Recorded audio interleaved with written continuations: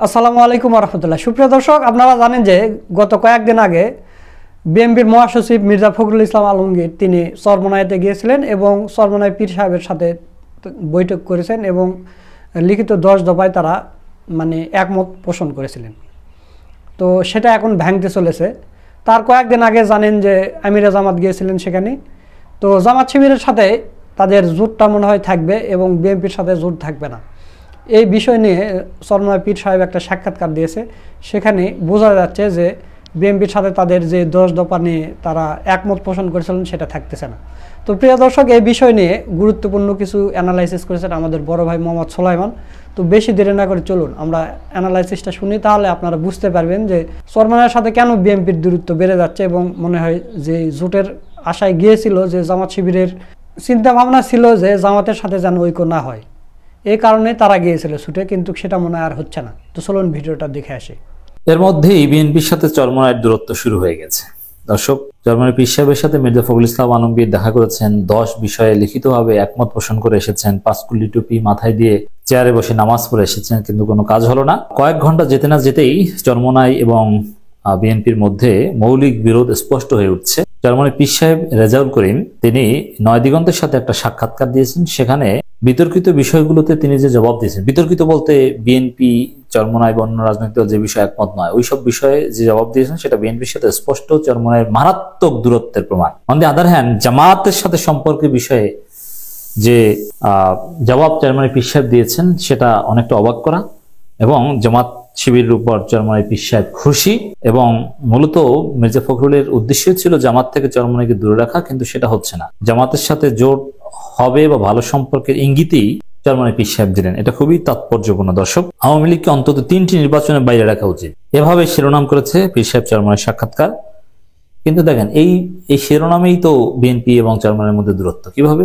একটা নির্বাচন থেকেও আওয়ামী লীগকে দূরে রাখার পক্ষে বিএনপি নয়। বিএনপি আওয়ামী লীগকে নির্বাচনে চায়, আওয়ামী লীগ নিষিদ্ধের বিপক্ষে। আর চরমোনাই 3 নির্বাচনে আওয়ামী লীগকে বাইরে রাখার পক্ষে। তাহলে বিএনপি চরমোনাই দূরত্ব কি বুঝেছেন? শুধু এই পয়েন্টে না, 1000 পয়েন্টে দূরত্ব। 10 পয়েন্টে একমত, কিন্তু ওটা ভুয়া, আমি বলেছি না। যেমন দূরত্ব নির্বাচনের পয়েন্টে একমত এটা লিখেছে, অথচ একমত নয়। সেটা যখন পীর সাহেব চরমোনাই এবং মির্জা ফখরুল সাংবাদিকদের ব্রিফ করেছেন তখনই প্রমাণিত হয়ে গিয়েছে। বিএনপি নির্বাচন চায় 5ই আগস্ট এবছর, আর চরমোনাই নির্বাচন চায় এখনো 1-1.5 বছর পর। কিসের ঐক্যমত? ভুয়া কথা। আওয়ামী লীগ বিগত 3টি নির্বাচন যেভাবে মানুষের ভোটাধিকার হরণ করেছে, মানুষকে ভোট দেওয়ার সুযোগ থেকে বঞ্চিত করেছে, সেভাবে তাদেরকেও আগামী 3টি নির্বাচনে অংশ নিতে দেওয়া ঠিক হবে না বলে মন্তব্য করেন ইসলামী আন্দোলন বাংলাদেশের আমির ও চরমোনাই পীর মুফতি সৈয়দ রেজাউল করিম। হ্যাঁ, রাইট, এটা জনগণের দাবি এবং এটা নৈতিকতা, এটা যৌক্তিক, লজিক, এবং ন্যায় বিচার হলে এটাই হবে। যদি আদালতে এই বিষয়টা ছেড়ে দেওয়া হয়, এটাই ন্যায় বিচার। তিনি বলেন, আগামীতে আওয়ামী লীগকে অন্তত 3টি নির্বাচনের বাইরে রাখা উচিত। গত 26 জানুয়ারি রোববার ইসলামী আন্দোলনের কার্যালয়ে নয় দিগন্তকে দেওয়া সাক্ষাৎকারে তিনি এই মত ব্যক্ত করেন।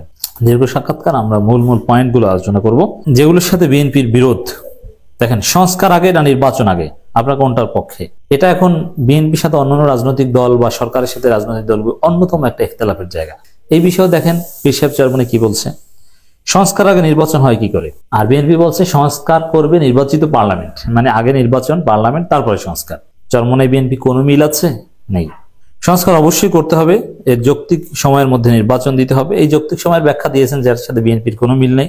তবে এর জন্য বেশি কালক্ষেপণ করা যাবে না। এই জন্য আমরা অন্তর্বর্তীকালীন সরকার গঠনের পর থেকে 1 থেকে 1.5 বছরের মধ্যে নির্বাচন দাবি জানিয়েছি। এর মধ্যে সংস্কার সম্ভব, নির্বাচন করাও সম্ভব। চরমোনাইয়ের বক্তব্য স্পষ্ট, 1 থেকে 1.5 বছর, যেটা বিএনপির সাথে মোটেও মিলে না, এবং সংস্কার প্রশ্ন মিলে। এরপরে আসেন আরেকটা বড় ইখতিলাফের জায়গা, পিআর সিস্টেম। এই বিষয়ে নয় দিগন্তের পক্ষ থেকে প্রশ্ন করা হয়েছে, আপনার পিআর পদ্ধতি নির্বাচনের কথা বলছেন, কোন কোন দল বিরোধিতা করছে, কোন কোন দল বলতে বিএনপি বিরোধিতা করছে, আবার কোন কোন দল মনে করে এই পদ্ধতিতে আসলে আওয়ামী লীগ অনেক আসন পেয়ে যাবে, ফেসিবাদ আবার ফিরে আসবে। এই বিষয়ে আপনার অভিমত? আচ্ছা, আওয়ামী লীগকে তো নিষিদ্ধ করা হবে, আওয়ামী লীগকে তো নির্বাচনে অংশগ্রহণ করতেই দেওয়া হবে না, এটা তো চরমোনাই পীর সাহেব বলেছেন। তাহলে আওয়ামী লীগ অনেক আসন পাবে, এই প্রশ্নটা আসে কিভাবে? এটা তো কোনো প্রশ্ন না। পীর সাহেব চরমোনাই বলছেন, আসল বাস্তবতা হলো আগামী নির্বাচনে আওয়ামী লীগে আসার মতো পরিবেশ নেই, অতএব আওয়ামী লীগ পুনর্বাসিত হবে এই যুক্তিটা নেই, তাদের আসার সুযোগ নেই। আওয়ামী লীগের অধীনে গত 3টি নির্বাচনে সঠিকভাবে ভোট হয়নি, দিনে ভোট রাতে হয়েছে, এজন্য আওয়ামী লীগ অন্তত 3টি নির্বাচনে অংশ নিতে পারবে না বলে আমরা মনে করি। এছাড়া তারা যেভাবে মানবতা বিরোধী অপরাধ করেছে, গুম খুন করেছে, আয়নাঘর তৈরি করে মানুষের উপর নির্মম নির্যাতন করেছে, এর বিচার হতে হবে। আদালতে যদি এসব অন্যায়ের বিচার হয়, তাহলে আমাদের আশা আওয়ামী লীগ আদালতের আদেশের মাধ্যমে আগামী নির্বাচনে আগামীতে নির্বাচনে অংশ নিতে পারবে। আর বর্তমান সময় পিআর পদ্ধতি নির্বাচন খুবই প্রয়োজন, কারণ বিগত নির্বাচনগুলোতে আমরা দেখেছি সব দল ভোট পেলেও সব ভোটার প্রতিনিধি সংসদে প্রতিনিধিত্ব করতে পারছে না, রাইট? যৌক্তিক। শুধুমাত্র যে দলের প্রার্থী সর্বোচ্চ ভোট পাচ্ছে তিনি সংসদে যাচ্ছে, অন্য প্রার্থীর তার কাছাকাছি ভোট পেলেও তিনি যেসব ভোটারদের ভোট পেয়েছেন তাদের মূল্য থাকছে না। পিওর পদ্ধতি নির্বাচনটা হলে সব ভোটার মূল্যায়ন হবে, পিওর ডেমোক্রেসি চর্চা হবে সহজ হিসাব। এই বিষয়ে জাতি একমত। আর বিএনপির কোনো যুক্তি নেই, গায়ের জোরে তারা এটা মানতে চাইছে না। আগের পদ্ধতিতে নির্বাচন হলে আপনারা কতটি আসনে প্রার্থী দেবেন? আমরা আশা করছি আগামী নির্বাচনে পিয়ার পদ্ধতিতে হবে, আর যদি না হয় তাহলে আগামী নির্বাচন আসবে, তখন আস্থার পরিপ্রেক্ষিতে সিদ্ধান্ত নেওয়া হবে। মানে 300 আসনে জোট করবো না এরকম কথা কিন্তু বলেনি। এরপর আসেন জামাত প্রশ্নে কি প্রশ্ন করা আছে দেখেন। সম্প্রতি জামাত ইসলামের আমির ডাক্তার শফিকুর রহমান বরিশালে চরমোনাই গিয়েছেন, আপনার সাথেও বৈঠক করেছেন, এটা কিভাবে দেখছেন? এর জবাবে যেটা বলছেন মূল পয়েন্টটা, তিনি মানে আমিরে জামাত ডাক্তার শফিকুর রহমান চরমোনাই যাওয়ার কারণে চরমোনাইয়ের ব্যাপারে জামাতের লোকজনের মধ্যে যে ধারণা ছিল সেটা স্বচ্ছ হয়েছে এবং সুন্দর একটি পরিবেশও তৈরি হয়েছে। তারা চরমোনাই সম্পর্কে জানতে পেরেছে, এতে ভালো হয়েছে। এর মানে জামাত শিবিরের উপর চরমোনাই যথেষ্ট খুশি যে না, জামাত শিবির চরমোনাই সম্পর্কে সুধারণা পোষণ। জামাত শিবির চরমোনাই সম্পর্কে আগেও সুধারণা পোষণ করতো। ওই আহলে হাদিসের লোকজন চরমোনাইকে জাহাজ ও মুক্ত মুখাবিজবি বলতো, শিরকের দরবার, কিন্তু জামাত ওইভাবে কখনোই বলতো না, হক দরবারই মনে করতো। আর ত্রুটি বিচ্যুতি সবার মধ্যে কম বেশি আছে। প্রশ্ন করা হয়েছে পীর সাহেব চরমোনাইকে, জামাতের সাথে আপনাদের নির্বাচনী ঐক্য হবে কিনা, এতে অন্যান্য ইসলামী দল থাকবে কিনা? পীর সাহেব চরমোনাই বলছে, আমরা অনেক আগে থেকেই বলে আসছি। দেখেন, নির্বাচন বিএনপির সাথে ঐক্যের প্রশ্নই করা হয় না, এর মানে কোনো ঐক্য না, দূরত্ব। আমরা অনেক আগে থেকেই বলে আসছি, নির্বাচন ইসলামের পক্ষে একটি বাক্স যাওয়ার ব্যাপারে সাধারণ মানুষের চাহিদা আছে। আমি যথেষ্ট আশাবাদী যে নির্বাচনী সমঝোতা হবে জামাত চরমোনাই অন্য ইসলামী দলের মধ্যে। কেন হবে তার সবচেয়ে বড় কারণ হিসেবে আমি আগে উল্লেখ করেছি যে জামাত চরমোনাই অন্য ইসলামী দলের কর্মীদের বা মাঠ পর্যায়ের সমর্থকদের চাহিদা, প্রত্যাশা, তারা চায়। এবার এটা করতে না পারলে ইসলামী দল আস্থা হারাবে জনগণের কাছে, ভবিষ্যতে তাদেরকে আর বিশ্বাস করবে না, তাদের ভবিষ্যৎ সম্ভাবনা নিয়ে কেউ আর আস্থা রাখবে না। এই জন্য এবার করতে হবে। এটাই বলেছেন যে সাধারণ মানুষের চাহিদা আছে, সবাই চায় ইসলামের পক্ষে একটি বাক্সে আসুক। এই জন্য আমরা অনেক আগে থেকে ইসলামী দলগুলোর সাথে আলোচনা করছি, জামাতের সাথেও আলোচনা হয়েছে। আমরা ওইভাবে ঐক্যের কথা বলছি না, তবে একটা নির্বাচনী সমঝোতা যাওয়ার চেষ্টা করি। আমি এই কথাই বলছি, আমি ঐক্যে বিশ্বাসী না, তবে নির্বাচনী সমঝোতায় বিশ্বাসী। জামাতের সাথে এই বিষয়ে সমঝোতা হতে পারে। গ্রিন সিগন্যাল দিয়ে দিয়েছেন যে জামাত চরমোনাই জোট হতে যাচ্ছে। ধন্যবাদ পীর সাহেব চরমোনাইকে উদার কথা বলার জন্য। জামাতের সাথে জোট গঠনে আকীদাগত কোনো সমস্যা হবে কিনা, কঠিন প্রশ্ন করেছেন।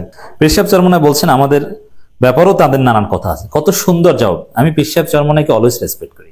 যে আকীদাগত প্রশ্ন, আমরা যেরকম তাদের আকীদার সাথে একমত, তারাও তো আমাদের সাথে একমত নয়, এটা তিনি বলছেন।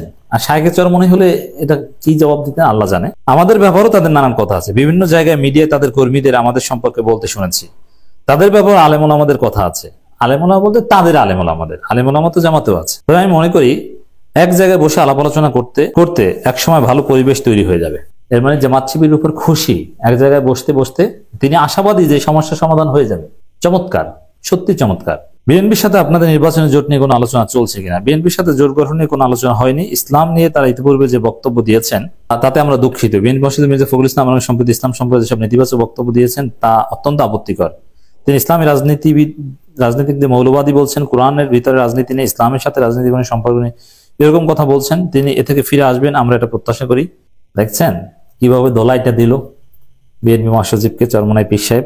তিনি এ থেকে ফিরে আসবেন বলে আমরা প্রত্যাশা করি। তবে তাদের সাথে গত 27 জানুয়ারি বৈঠকে ইসলামী শরিয়া বিরোধী কোনো সিদ্ধান্ত না নেওয়া ও ইসলাম বিরোধী কোনো কথা না বলা সহ 10 বিষয়ে দুই দল ঐক্যমত হয়েছে। এর মানে বিএনপির সাথে কোনো জোট টোট না, মির্জা ফখরুলের ফাজলামি বন্ধ করবে, এই বিষয়ে একটু তওবা টাইপের কথা হয়েছে। আমরা এভাবে ব্যাখ্যা করতে পারি এটা। যাই হোক দর্শক, ইসলামী রাজনীতির সম্ভাবনা বা এগুলো নিয়ে কথা বলেছেন, যাতে জামাতের সাথে চরমোনাই যথেষ্ট মিল এবং সামনে ভালো একটা বোঝাপড়া হওয়ার ইঙ্গিত বহন করে।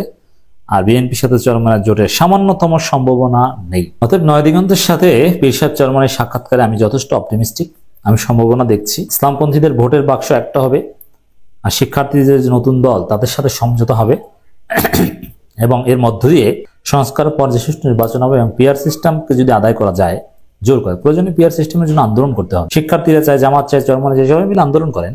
বিএনপি একলা না চাইলে কি হবে? তারপরে সেই নির্বাচনে জামাত, শিক্ষার্থী, চরমোনাই সবাই মিলে সরকার গঠন করবে। বিএনপি থাকবে, কিন্তু বিএনপি বিরোধী দল। বিএনপি ক্ষমতা আসতে পারবে না, বিএনপিকে ক্ষমতা আসতে দেওয়া উচিত নয়। ক্ষমতা পেলেই বিএনপি চাঁদাবাজি করে লুটপাট করে, আর জামাত, চরমোনাই এরা নিরঙ্কুশ ক্ষমতা পেলেও চাঁদাবাজি, লুটপাট, দখলদারিত্ব করবে না, করে না, সেটা প্রমাণিত। অতএব আগামী সরকার হওয়া উচিত জামাত চরমোনাই শিক্ষার্থী ইসলামপন্থীদের সরকার। দর্শক, আপনারা সোলাইমান ভাইয়ের অ্যানালাইসিসের ভিডিওটা দেখলেন, তো সোলাইমান ভাইয়ের কথাগুলো আপনাদের কাছে কেমন লেগেছে, আপনারাও এর সাথে একমত কিনা তা অবশ্যই কমেন্ট করে জানিয়ে দেবেন। আর ভিডিওটা ভালো লাগলে বেশি বেশি করে শেয়ার করবেন। নিত্য নতুন এরকম ভিডিও পেতে আমাদের চ্যানেলটা সাবস্ক্রাইব করে রাখবেন। আজকের ভিডিও এই পর্যন্তই। সকলকে ধন্যবাদ। আসসালামু আলাইকুম ওয়া রাহমাতুল্লাহ।